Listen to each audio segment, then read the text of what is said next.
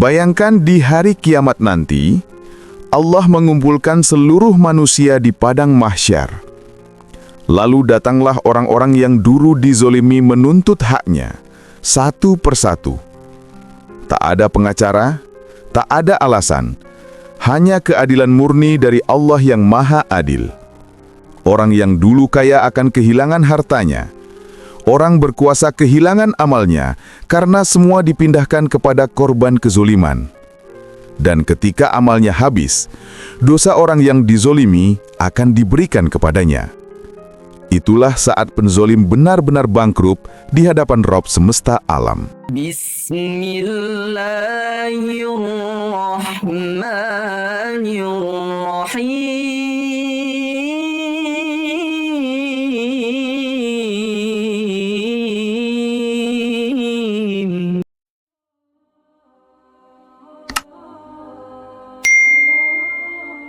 Saudaraku yang dirahmati Allah, penzalim yang merampas hak orang lain, dosa yang tidak akan dimaafkan sebelum dihalalkan oleh korban. Setiap kezaliman yang dilakukan manusia terhadap sesamanya tidak akan pernah dibiarkan oleh Allah tanpa balasan.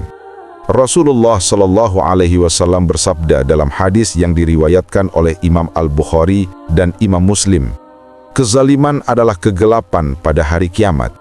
Kegelapan itu bukan sekadar suasana muram, tetapi wujud nyata dari dosa yang menumpuk, yang menutupi cahaya amal dan menjerumuskan pelakunya ke dalam api neraka. Orang yang menzalimi orang lain sesungguhnya sedang memadamkan cahayanya sendiri di hadapan Allah. Kezaliman tidak hanya berbentuk tirani seorang penguasa, tetapi bisa dilakukan oleh siapa saja yang menggunakan kekuasaannya, lisannya, atau hartanya untuk merampas hak orang lain. Seseorang yang mengambil harta tanpa izin, menginjak harga diri saudaranya, memfitnah demi keuntungan pribadi, atau menahan hak orang lain yang seharusnya diberikan, semuanya termasuk dalam golongan orang-orang yang zalim. Dalam hadis sahih lainnya, Rasulullah Shallallahu Alaihi Wasallam bersabda, barang siapa menzalimi saudaranya dalam urusan kehormatan atau harta, maka mintalah maaf sekarang, sebelum datang hari di mana tidak ada dinar dan dirham. Jika ia memiliki amal kebaikan, maka akan diambil untuk saudaranya. Jika tidak, dosa saudaranya akan dipikulkan kepadanya. Diriwayatkan oleh Al-Bukhari. Betapa mengerikan nasib orang zalim. Di dunia mungkin ia tertawa dengan kemenangannya, tetapi di akhirat ia menangis karena kehilangan semua amalnya. Setiap air mata orang yang dizalimi akan menjadi saksi, setiap hak yang dirampas akan kembali menuntut, dan setiap kesombongan akan ditukar dengan kehinaan yang abadi. Maka berhati-hatilah, karena tidak ada dinding yang dapat melindungi seorang penzalim dari keadilan Allah. Pertama, hakikat kezaliman dan mengapa Allah tidak akan membiarkannya tanpa balasan. Kezaliman bukan sekedar perbuatan jahat kepada sesama manusia. Ia adalah bentuk pemberontakan terhadap keadilan Allah di muka bumi. Setiap kali seseorang menzalimi orang lain, berarti ia sedang merentang sifat Allah Al-Adl, Tuhan yang Maha Adil. Karena itu, dosa kezaliman tidak pernah ringan di sisinya. Dalam sebuah hadis sahih yang diriwayatkan oleh Al-Bukhari dan Muslim, Rasulullah SAW bersabda, kezaliman adalah kegelapan pada hari kiamat. Maknanya, orang yang menzalimi akan kehilangan cahaya amal di akhirat. Setiap kezalimannya akan menjadi lapisan kegelapan yang menutupi jalan menuju surga.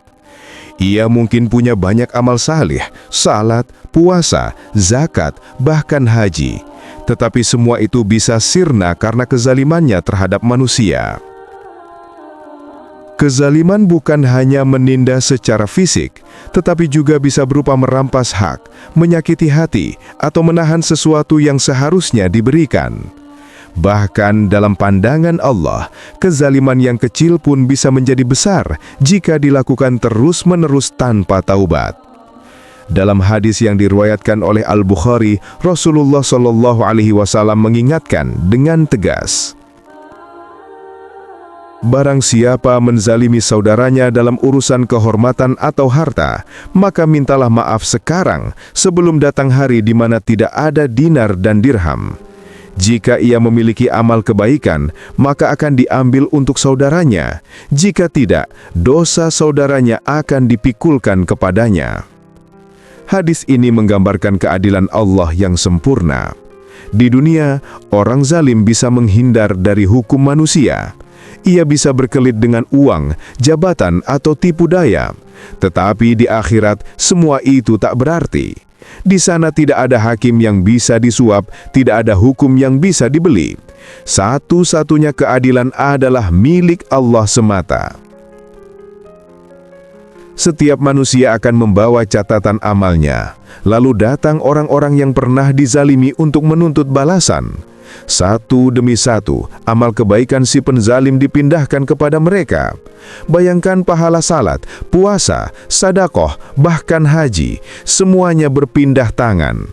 Hingga akhirnya, ketika amalnya habis tetapi masih banyak yang menuntut, maka dosa-dosa orang yang dizalimi akan dipindahkan kepadanya. Ia menanggung dosa orang lain dan akhirnya dilemparkan ke dalam neraka sebagai penebus kezaliman yang pernah ia lakukan. Allah juga memperingatkan dalam Al-Quran surat Ibrahim ayat 42. Dan janganlah engkau mengira bahwa Allah lalai dari apa yang diperbuat oleh orang-orang zalim. Sesungguhnya Allah memberi tangguh kepada mereka sampai hari di mana mata mereka terbelalak karena ketakutan. Ayat ini menjelaskan bahwa ketika penzalim merasa hidupnya tenang, sebenarnya ia sedang diberi waktu oleh Allah untuk bertaubat. Tetapi jika waktu itu disia-siakan, maka azab yang menantinya jauh lebih berat. Karena penundaan bukan berarti pengampunan, melainkan peringatan. Kezaliman adalah dosa yang sangat berbahaya karena dua alasan. Pertama, Allah tidak akan mengampuninya kecuali korban memaafkan. Ini berbeda dengan dosa pribadi seperti meninggalkan salat atau puasa, yang masih bisa dihapus dengan taubat. Tetapi dosa zalim harus diselesaikan dengan manusia. Kedua, kezaliman memicu murka Allah secara langsung. Dalam hadis qudsi, Allah berfirman, "Wahai hamba-hambaku, sesungguhnya aku telah mengharamkan kezaliman atas diriku, dan aku jadikan kezaliman itu haram di antara kalian, maka janganlah kalian saling menzalimi." Kalimat, "aku haramkan kezaliman atas diriku," menunjukkan betapa sucinya sifat keadilan Allah. Jika Allah saja tidak menzalimi makhluknya, bagaimana mungkin manusia berani menzalimi sesamanya? Maka barang siapa yang masih menahan hak orang lain, mengambil yang bukan miliknya, atau meremehkan penderitaan orang lemah, hendaklah segera bertaubat sebelum terlambat.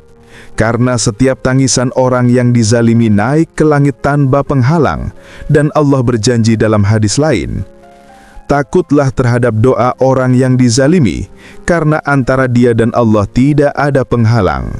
Diriwayatkan oleh Al-Bukhari dan Muslim. Ketahuilah, doa orang yang dizalimi tidak membutuhkan waktu lama untuk dikabulkan. Ia menembus langit seketika, dan Allah berfirman, "Demi keagunganku, aku pasti akan menolongmu, walau setelah beberapa waktu." Itulah bukti bahwa Allah Maha Adil. Ia mungkin menunda, tetapi tidak pernah melupakan. Dan kelak, setiap penzalim akan berhadapan langsung dengan Rabb yang tidak pernah tidur dan tidak pernah lalai dari perbuatan hambanya. Kedua, bentuk-bentuk kezoliman yang sering diremehkan namun berat di timbangan Allah. Kezoliman tidak selalu berbentuk kekerasan atau perampasan besar yang terlihat mata. Banyak orang berbuat zolim tanpa menyadarinya, dengan kata-kata, perbuatan kecil, bahkan dengan diam di saat seharusnya menegakkan kebenaran. Rasulullah SAW bersabda dalam hadis sahih yang diriwayatkan oleh Imam Ahmad dan Imam Al-Bukhari, kezoliman itu ada 3 macam. Kezoliman yang tidak diampuni oleh Allah, kezoliman yang diampuni, dan kezoliman yang tidak dibiarkan begitu saja. Para ulama menjelaskan, kezoliman yang tidak diampuni adalah syirik. Karena menyekutukan Allah berarti menempatkan makhluk di posisi Tuhan. Allah berfirman dalam surah Luqman ayat 13, "Wahai anakku, janganlah engkau mempersekutukan Allah. Sesungguhnya mempersekutukan Allah adalah kezoliman yang besar." Sedangkan kezoliman yang diampuni adalah dosa antara hamba dengan Allah, seperti meninggalkan sholat atau puasa. Jika ia bertobat dengan sungguh-sungguh, Allah akan mengampuni. Namun, yang paling berbahaya adalah kezoliman antar sesama manusia, karena Allah tidak akan memaafkannya sampai orang yang dizolimi memberikan maaf. Bentuk kezoliman yang sering diremehkan antara lain: 1. Merampas harta orang lain. Rasulullah Shallallahu Alaihi Wasallam bersabda dalam hadis sahih riwayat Al-Bukhari dan Muslim, "Barang siapa mengambil hak saudaranya dengan sumpah palsu, maka Allah wajibkan baginya neraka dan haramkan surga untuknya." Lalu para sahabat bertanya, "Sekalipun itu sesuatu yang kecil, wahai Rasulullah?" Beliau menjawab, "Sekalipun hanya sebatang kayu arak." Artinya, siapapun yang mengambil hak orang lain, sekecil apapun, tanpa ridho pemiliknya, maka ia telah menyiapkan diri untuk azab Allah. Kedua, menunda hak orang. Seorang atasan yang menunda gaji bawahannya tanpa alasan, seorang peminjam yang menunda membayar hutang padahal mampu, semuanya termasuk dalam kezoliman. Rasulullah Shallallahu Alaihi Wasallam bersabda, "Menunda pembayaran hutang bagi orang yang mampu adalah kezoliman."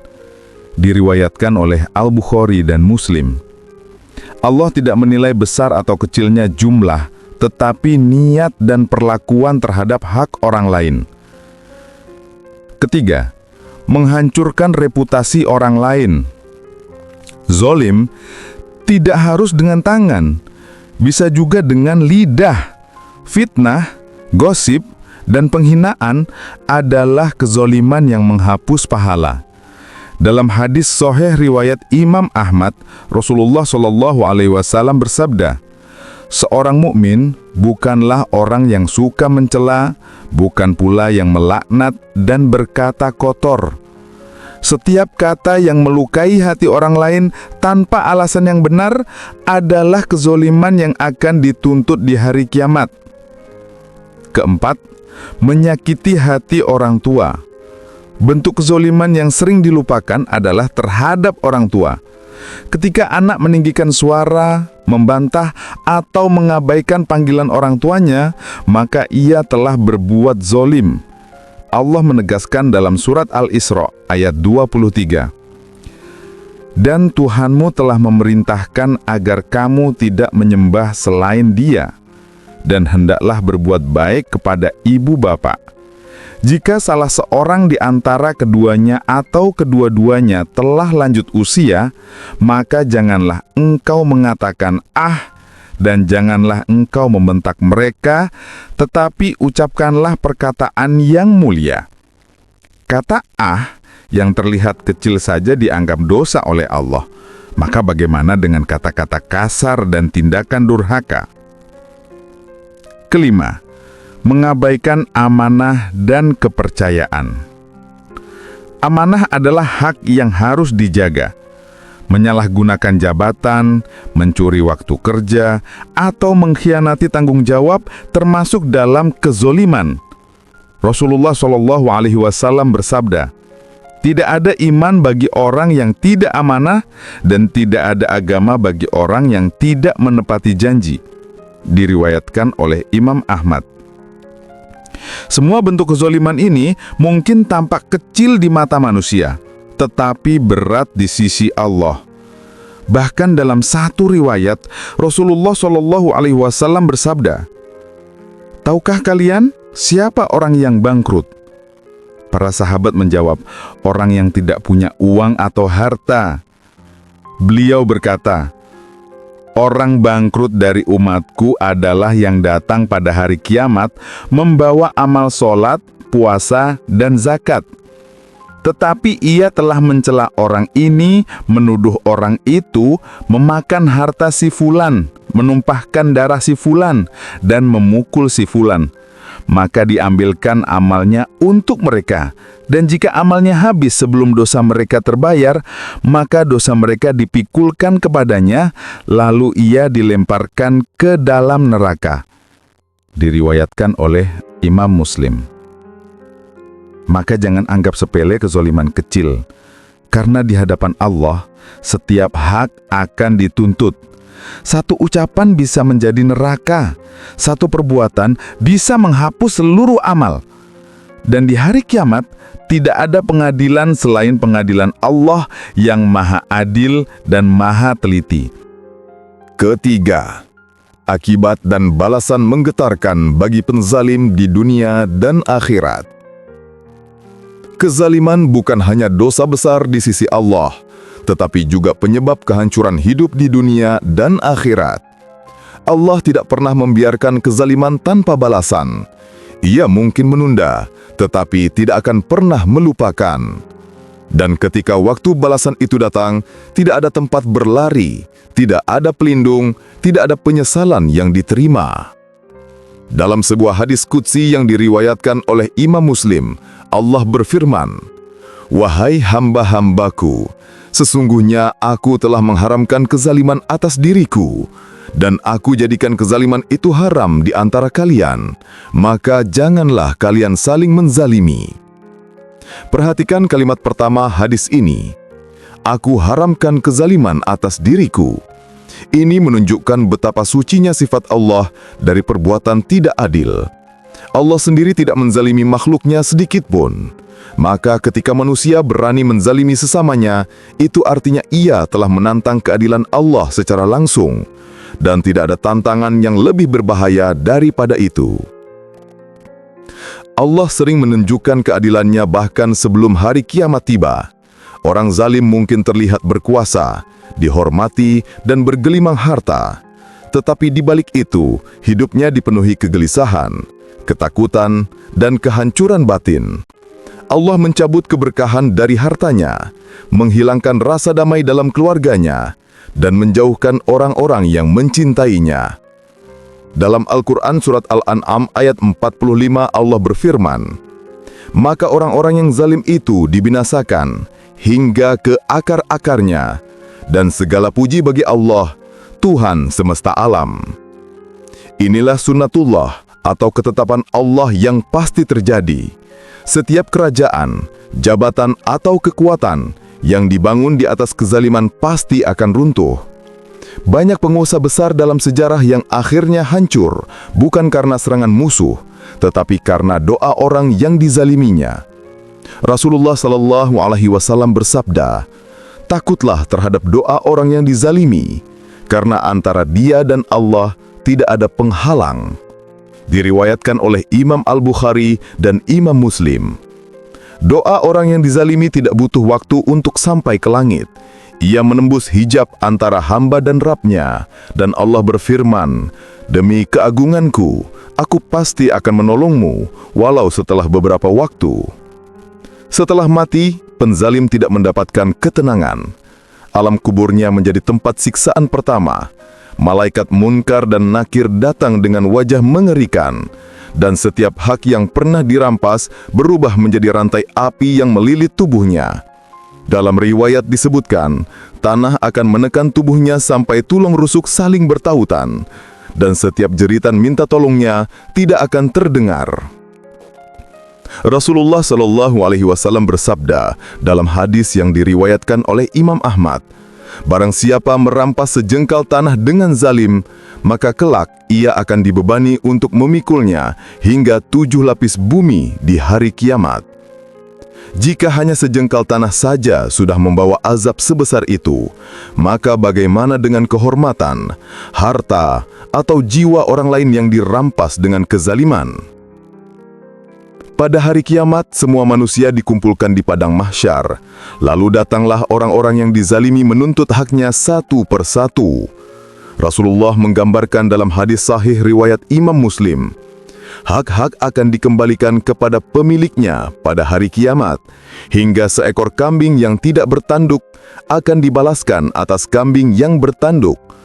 Artinya tidak ada kezaliman yang luput, sekecil apapun, termasuk kezaliman yang dilakukan kepada hewan, maka bagaimana lagi terhadap sesama manusia? Penzalim akan kehilangan seluruh amalnya, salat, puasa, zakat, haji, semuanya berpindah kepada korban. Dan ketika amalnya habis sementara tuntutan masih banyak, dosa-dosa orang yang dizalimi dipindahkan kepadanya. Lalu ia dilemparkan ke dalam neraka. Itulah makna sebenarnya dari orang yang bangkrut di akhirat, sebagaimana dijelaskan oleh Rasulullah. Kezaliman adalah api yang membakar pelakunya perlahan. Di dunia ia terlihat berkuasa, tetapi sedikit demi sedikit Allah tarik darinya keberkahan, ketenangan, dan cinta manusia. Ia hidup dalam kecurigaan dan kesepian, dan di akhirat ia dibangkitkan dalam kehinaan, tanpa cahaya, diseret oleh malaikat dengan rantai dari api, dan disaksikan oleh semua makhluk. Rasulullah bersabda dalam hadis yang diriwayatkan oleh Imam Ahmad, sesungguhnya Allah memberi waktu kepada orang zalim, tetapi ketika ia menghukumnya, maka tidak ada seorang pun yang bisa lolos dari hukumannya. Maka berhentilah sebelum terlambat, karena setiap hak yang kita rampas, setiap air mata yang jatuh karena kita, dan setiap doa yang naik karena kezaliman kita, semuanya sedang menanti di hadapan Allah, Sang Hakim yang Maha Adil. Keempat, jenis-jenis penzalim dan gambaran kengerian azab yang menanti mereka. Setiap penzalim tidaklah sama, tetapi semuanya memiliki satu kesamaan. Mereka akan diadili oleh Allah dengan keadilan yang tidak dapat dihindari. Sebagian menzalimi dengan tangan dan kekuasaan, sebagian dengan lidah dan fitnah, sebagian dengan tulisan dan tipu daya, dan ada pula yang menzalimi dengan diam karena melihat kemungkaran namun tidak berusaha menghentikannya. Setiap bentuk kezaliman akan dibalas sesuai kadar dan dampaknya, bahkan yang paling tersembunyi sekalipun. 1. Penzalim yang menggunakan kekuasaan. Golongan pertama adalah mereka yang berbuat zalim karena kekuasaan. Mereka memanfaatkan jabatan, status, atau pengaruh untuk merampas hak orang lain. Rasulullah Shallallahu Alaihi Wasallam bersabda dalam hadis sahih yang diriwayatkan oleh Imam Al-Bukhari, "Sungguh, orang yang diberi kekuasaan lalu berbuat zalim terhadap rakyatnya, maka Allah akan mengharamkan syurga baginya." Mereka mungkin merasa kuat di dunia, tetapi di akhirat kekuasaan itu akan menjadi rantai yang mengikat leher mereka. Dalam riwayat disebutkan, pemimpin yang tidak adil akan dibangkitkan dalam keadaan terbelenggu, disaksikan oleh seluruh makhluk. Sementara itu, rakyat yang dizolimi akan datang membawa tuntutan. Tidak lagi pangkat, tidak ada jabatan, hanya keadilan murni yang tidak bisa dibeli dengan harta. 2. Penzalim yang mengambil hak dengan harta. Jenis kedua adalah orang-orang yang memakan hak sesamanya, penipu, koruptor, penggelap amanah, atau orang yang menahan gaji dan hutang padahal mampu membayarnya. Rasulullah Shallallahu Alaihi Wasallam bersabda dalam hadis yang diriwayatkan oleh Imam Muslim, "Barang siapa merampas harta orang lain, walau hanya sejengkal tanah dengan cara zalim, maka Allah akan menenggelamkannya ke dalam 7 lapis bumi pada hari kiamat." Azab ini bukan sekadar kiasan, tapi nyata. Setiap harta yang diambil secara tidak halal akan berubah menjadi bara api yang membakar tubuhnya. Bahkan jika ia sholat dan berzakat, amalnya akan ditolak selama masih ada hak orang lain di tangannya. 3. Penzalim dengan lidah dan fitnah. Lidah bisa lebih tajam dari pedang. Berapa banyak keluarga hancur karena fitnah? Berapa banyak hati remuk karena ucapan? Rasulullah Shallallahu Alaihi Wasallam bersabda, "Sesungguhnya seseorang mengucapkan satu kalimat tanpa berpikir, yang karenanya ia tergelincir ke dalam neraka lebih jauh dari jarak timur dan barat." Diriwayatkan oleh Imam Al-Bukhari dan Imam Muslim. Fitnah, hinaan, dan gosip adalah kezaliman yang menghapus pahala. Setiap kata buruk yang melukai hati seseorang akan menjadi batu pemberat di timbangan dosa. Bahkan, jika pelakunya berkata, "Aku hanya bercanda," Allah tetap akan menuntutnya. 4. Penzalim yang diam terhadap kemungkaran. Ada pula kezaliman yang tidak tampak, yaitu diam ketika melihat kezaliman. Dalam pandangan Islam, diam di hadapan kejahatan adalah bentuk persetujuan batin. Rasulullah Shallallahu Alaihi Wasallam bersabda, "Barang siapa di antara kalian melihat kemungkaran, hendaknya ia mengubahnya dengan tangan. Jika tidak mampu, maka dengan lisan. Jika tidak mampu juga, maka dengan hati. Dan itulah selemah-lemahnya iman." Diriwayatkan oleh Imam Muslim. Mereka yang membiarkan kezaliman terjadi tanpa berusaha menegurnya telah turut menanggung dosa. Karena keadilan bukan hanya menolak kejahatan, tetapi berani melawan kezaliman meski sendirian. 5. Gambaran kengerian azab bagi penzalim. Bayangkan hari ketika semua manusia berdiri tanpa alas kaki, tanpa busana, di bawah teriknya matahari sejauh 1 tombak di atas kepala. Lalu Allah menyeru, "Mana orang-orang yang berbuat zalim? Bawa mereka ke hadapanku."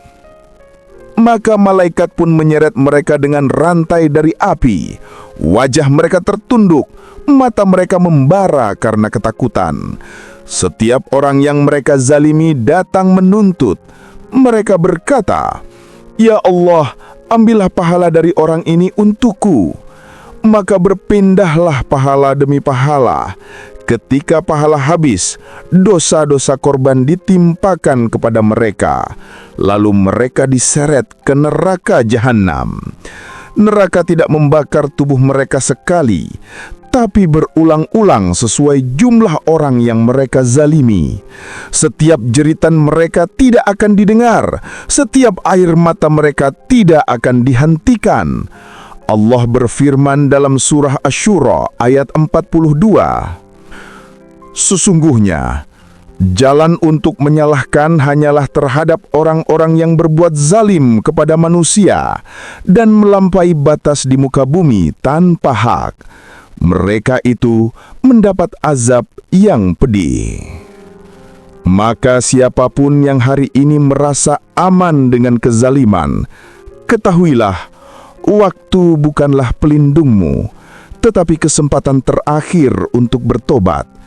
Karena kelak, satu-satunya cahaya di hari kiamat hanyalah milik mereka yang tidak pernah menzalimi siapapun. 5. Jalan taubat dan penebusan bagi orang yang pernah berbuat zalim. Sebesar apapun dosa kezaliman, rahmat Allah selalu lebih besar. Allah yang Maha Adil juga Maha Pengampun. Ia tidak menutup pintu bagi hamba yang mau kembali. Tetapi taubat dari kezaliman tidak sama dengan taubat dari dosa biasa, karena di dalamnya ada hak manusia yang harus dikembalikan.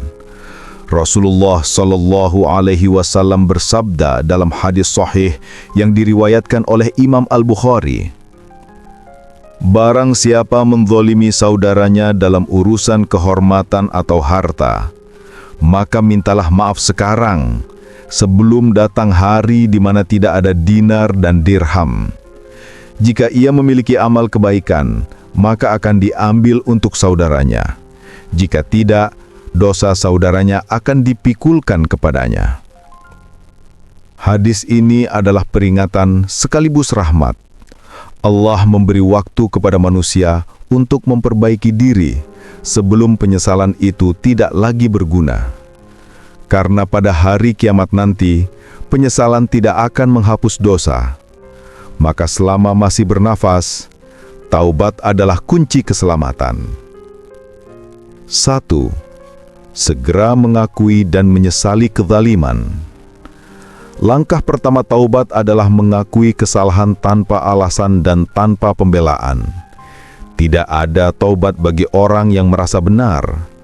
Allah mencintai hamba yang menundukkan diri dan berkata, "Ya Allah, aku telah berbuat zalim kepada orang lain."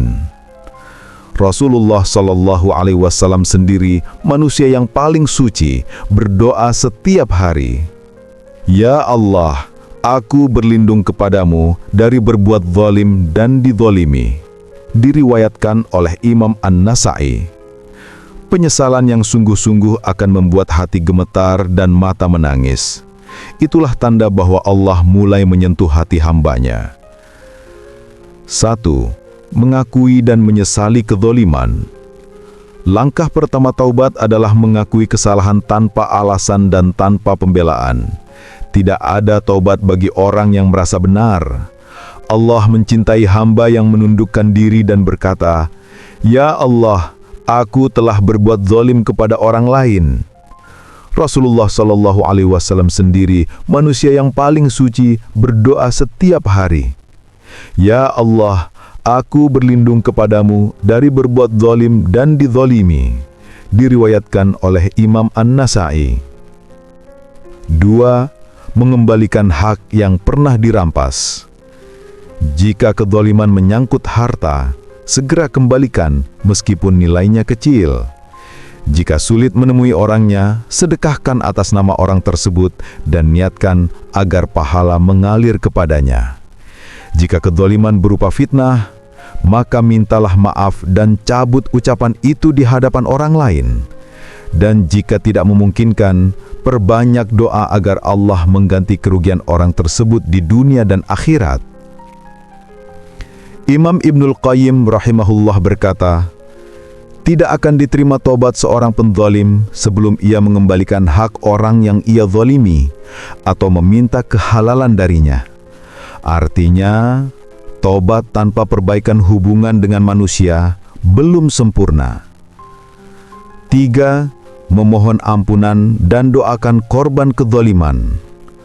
Berdoalah setiap malam agar Allah mengampuni orang-orang yang pernah kita sakiti. Katakan dalam sujudmu, "Ya Allah, ampunilah mereka sebagaimana Engkau mengampuniku. Berilah mereka kebahagiaan di dunia dan akhirat." Doa seperti ini bisa menjadi penghapus dosa besar. Karena ketika seseorang memohonkan ampunan untuk orang yang dizaliminya, Allah akan melembutkan hatinya dan mengganti dosanya dengan pahala. Rasulullah Shallallahu Alaihi Wasallam bersabda, "Barang siapa mendoakan saudaranya tanpa sepengetahuan saudaranya, maka malaikat berkata, 'Dan engkau pun akan mendapatkan yang sama.'" Diriwayatkan oleh Imam Muslim. 4. Menjadi penolong bagi orang yang pernah dizalimi. Tobat sejati bukan hanya berhenti dari dosa, tetapi juga berbuat kebaikan yang berlawanan dengan dosa itu. Jika dulu seseorang menzalimi dengan lisan, kini ia gunakan lisannya untuk menasihati dan berdakwah. Jika dulu ia menahan hak orang, kini ia jadi penolong bagi yang tertindas. Allah berfirman dalam surah Al-Furqan ayat 70, "Kecuali orang-orang yang bertaubat, beriman, dan mengerjakan amal soleh, maka kejahatan mereka akan diganti oleh Allah dengan kebaikan. Dan Allah Maha Pengampun lagi Maha Penyayang. Inilah rahmat luar biasa.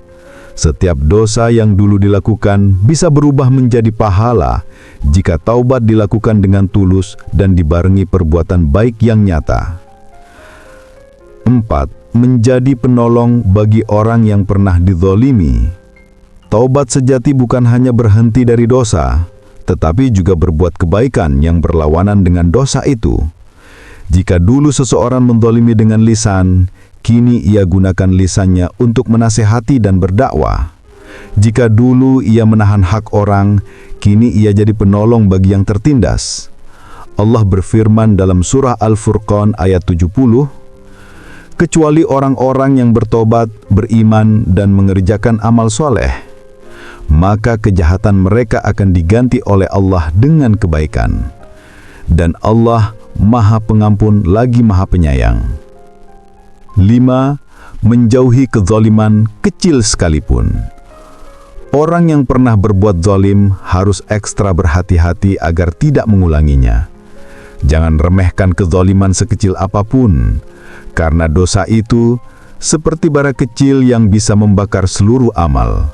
Rasulullah Shallallahu Alaihi Wasallam bersabda, takutlah kalian terhadap kezaliman yang kecil maupun besar, karena semua akan dibalas di hari kiamat. Diriwayatkan oleh Imam Ahmad. Setiap manusia pernah berbuat salah, tetapi tidak semua mau memperbaikinya. Allah tidak melihat masa lalu seseorang, tetapi melihat kesungguhannya untuk berubah. Maka jangan biarkan kezaliman kecil menghancurkan akhiratmu. Segera kembalikan hak, minta maaf, dan berjanji untuk tidak mengulanginya lagi.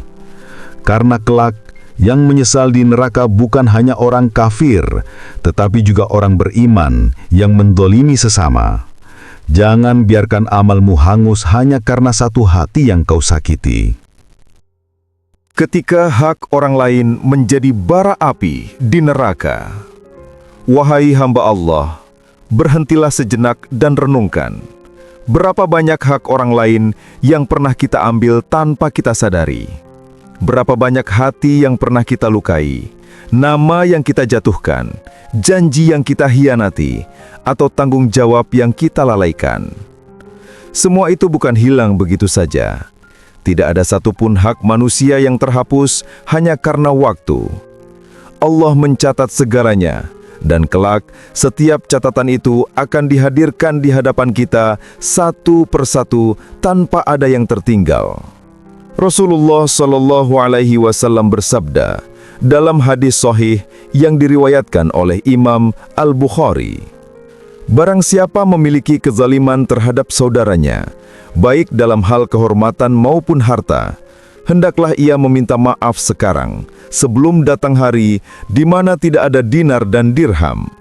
Pada hari itu, jika ia memiliki amal kebaikan, akan diambil sebagian untuk saudaranya. Jika tidak, dosa saudaranya akan dipikulkan kepadanya. Inilah keadilan Allah yang tak bisa dihindari. Tidak ada istimewa di hadapannya. Seorang raja akan diadili sebagaimana rakyat jelata. Seorang alim akan diadili sebagaimana orang awam. Seorang ayah akan diadili sebagaimana anaknya. Semua sama, semua tunduk di bawah keadilan Allah. Bayangkan suasana itu. Manusia berbaris tanpa alas kaki, tanpa busana, tanpa harta, berdiri di bawah panas matahari yang jaraknya hanya 1 tombak di atas kepala. Setiap amal dibuka, setiap dosa dibacakan. Orang-orang yang dulu tertindas datang berbagai tuntutan. Mereka berkata, "Ya Allah, dia pernah mengambil hakku." Lalu Allah berfirman kepada para malaikat, "Ambillah pahala dari orang ini dan berikan kepada orang itu." Dan ketika pahala si penzalim habis, sementara korban masih banyak, dosa-dosa mereka dipindahkan kepadanya. Hingga akhirnya ia tersungkur ke dalam neraka bukan karena kekafirannya, tetapi karena kezalimannya terhadap sesama. Allah berfirman dalam surat Al-Hajj ayat 10, "Demikianlah karena apa yang diperbuat oleh kedua tanganmu sendiri, dan sesungguhnya Allah tidak menzalimi hamba-hambanya. Ayat ini menegaskan, bukan Allah yang menzalimi kita, tetapi kitalah yang menzalimi diri sendiri. Karena setiap kezaliman, sekecil apapun, akan kembali kepada pelakunya. Namun, di tengah semua ketakutan itu, masih terbuka pintu harapan. Allah yang Maha Adil juga Maha Pengampun. Selama nafas masih di dada, selama lidah masih mampu beristighfar, maka masih ada jalan untuk memperbaiki semuanya. Kembalikan hak yang pernah kau ambil, maafkan yang telah menyakitimu, dan berdoalah agar Allah mengampuni keduanya. Karena sebaik-baik manusia bukanlah yang tidak pernah salah, melainkan yang segera kembali kepada Tuhannya setelah berbuat salah. Rasulullah Shallallahu Alaihi Wasallam bersabda, tidak akan berkurang harta karena sedekah, dan tidak akan bertambah kemuliaan bagi orang zalim kecuali kehinaan. Diriwayatkan oleh Imam Muslim. Maka lepaskan semua kezaliman itu hari ini. Maafkan yang telah menyakitimu, dan mintalah maaf kepada yang telah kau sakiti. Jangan tunggu sampai hari di mana penyesalan tidak lagi berguna. Karena di akhirat nanti, matahari tidak akan bersinar untuk pengzalim. Yang ada hanyalah api neraka yang menyala, menelan setiap hak yang dirampas di dunia. Semoga Allah menjadikan kita hamba yang bersih dari kezaliman, ringan dalam menunaikan hak orang lain, dan selamat dari murkanya pada hari di mana tidak ada perlindungan kecuali rahmatnya. Amin, ya Rabbal Alamin. Ingat, perubahan besar dimulai dari langkah kecil. Yuk, terus bergerak dan jadi versi terbaik dari dirimu. Semoga video ini bermanfaat dan menambah keberkahan untuk kita semua. Jangan lupa share agar menjadi amal jariah. Wassalamualaikum warahmatullahi wabarakatuh.